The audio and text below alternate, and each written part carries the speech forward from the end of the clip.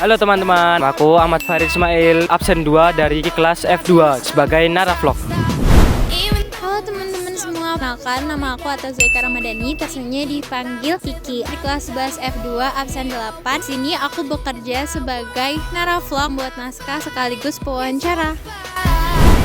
Kenalkan, nama saya Kaisar Kinanggoro, absen 14, saya sebagai Naravlog. Dadah.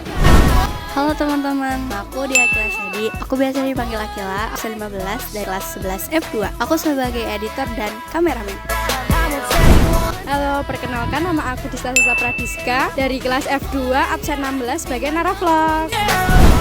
Halo teman-teman semua, perkenalkan nama saya Rivaldi Ramdhani Marasabesi dari kelas F2 absen 33 sebagai Naravlog. Halo teman-teman semua, jadi kita dari kelompok 2 pengen seru-seruan di Suraloka. Sampai jumpa di sana. Assalamualaikum warahmatullahi wabarakatuh. Halo teman-teman semuanya. Hari ini kita sedang berada di Suraloka. Jadi kali ini kita bakal ngajakin kalian buat seru-seruan bareng di Suraloka. Nantikan keseruan kita. Ongkos parkir 3.000 per jam dan parkirnya luas banget loh. Harga tiket masuk ke Suralokanya bermacam-macam, mulai dari Rp20.000.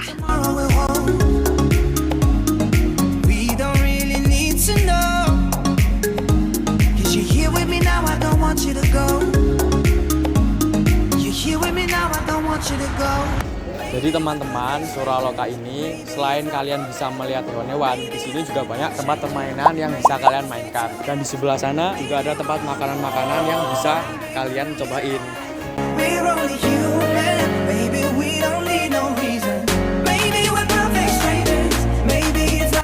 Jadi di sini kita udah ada di zona pertama, yaitu zona alpaka. Itu kalian bisa ngelihat alpaka-alpaka yang sangat lucu-lucu, imut dan menggemaskan.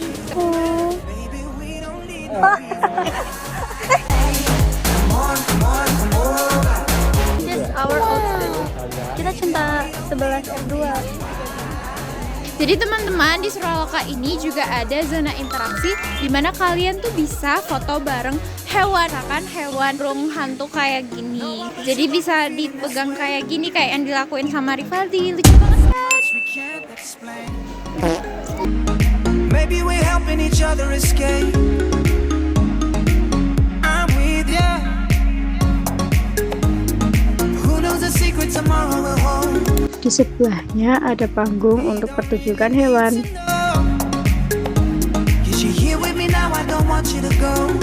Di area interaktif, kalau kalian lurus di pintu utama tadi, kalian bakal ketemu beragam jenis monyet yang pinter-pinter banget. Nah, di depan tempat monyet, kalian tuh juga bisa ngelihat jenis ayam yang pastinya jarang kalian lihat sebelumnya.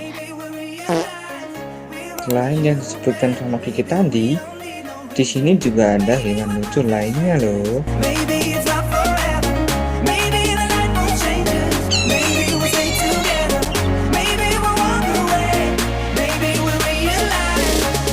Welcome to the Sun Beer Enclosure.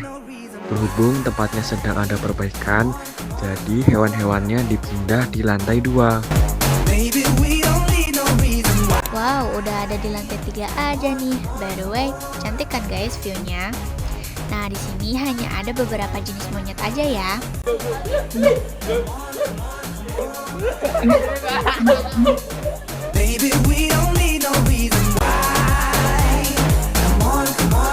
Halo teman-teman, di sini juga ada zona guru.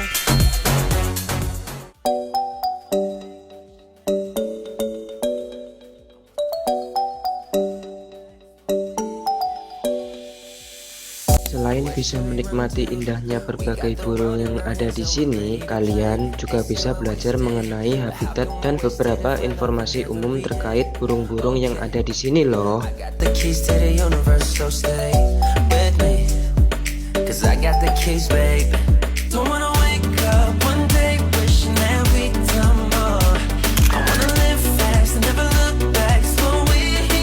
Sekarang waktunya kita pindah ke area akuatik yang terletak di samping pintu masuk.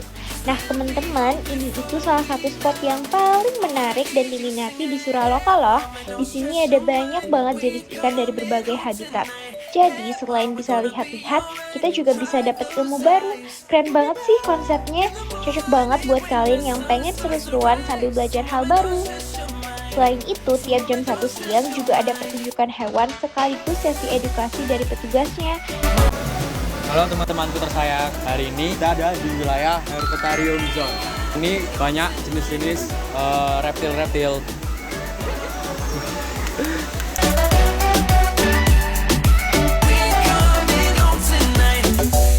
Shall we run to?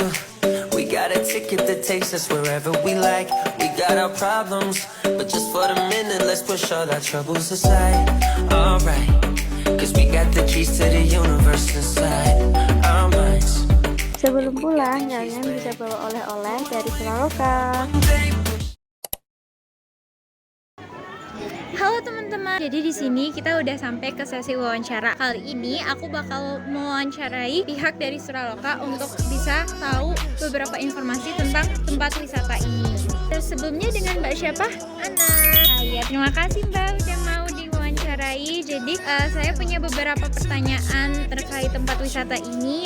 Apa aja sih Mbak zona yang paling disukai di Suraloka? Mungkin yang paling disukai adalah akuatik, reptil, sama nocturnal. Lebih bagian akuatik. Nah, biasanya itu paling banyak dikunjungi sama anak-anak muda, apalagi yang berpasangan. Jadi kita kan punya kayak ada akuarium yang kayak di Jakarta. Jadi kayak semacam akuarium date kayak gitu. Baik, yang pertanyaan kedua, gimana sih tempat yang biasanya kegiatan edukasi untuk anak-anak itu dilaksanakan Mbak? Untuk edukasi anak-anak, biasanya kita di bagian zoonya itu ada primata, mamalia, unggas, sama aviari. Kita biasanya itu ada edukasi fauna namanya. Nah, edukasi fauna itu terlaksana di setiap hari weekdays selain weekend. Dan nanti bersama ditemenin edukator kami.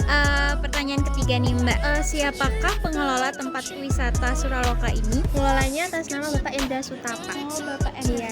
Mengapa Suraloka mengusung konsep sebagai wisata yang edukatif? Karena kita lebih ingin mengenalkan satwa-satwa terutama ke anak-anak gitu ya. Jadi biar anak-anak sejak dini itu tuh mengenal satwa-satwa baik dari yang satwa kecil maupun satwa yang lebih besar dan lebih kayak mengenalkan edukasinya ini berbahaya apa enggak. Kemudian nanti kalau kita ketemu kita harus seperti apa. Kalau misalkan tadi udah berkeliling, kita kan kebanyakan pandangnya terbuka gitu ya, jadi lebih bisa deket kan. Nah itu jadi kita lebih untuk mengenalkan secara langsung kepada sobat Suraloka terus anak-anak. Seperti yang kita ketahui di Jogja ini kan banyak sekali tempat wisata kan. Nah, bagaimana sih strategi pemasaran yang dilakukan agar Suraloka dapat menarik perhatian? Untuk strateginya yang pertama tentu kita dari kontennya Kak, kita aktif di TikTok sama di Instagram. Ini udah masuk pertanyaan terakhir Mbak. Kira-kira kapan sih berdirinya tempat wisata Suraloka ini Mbak? Pada bulan Desember tahun 2021. Oh, berarti termasuk baru gitu ya. Terima kasih Mbak.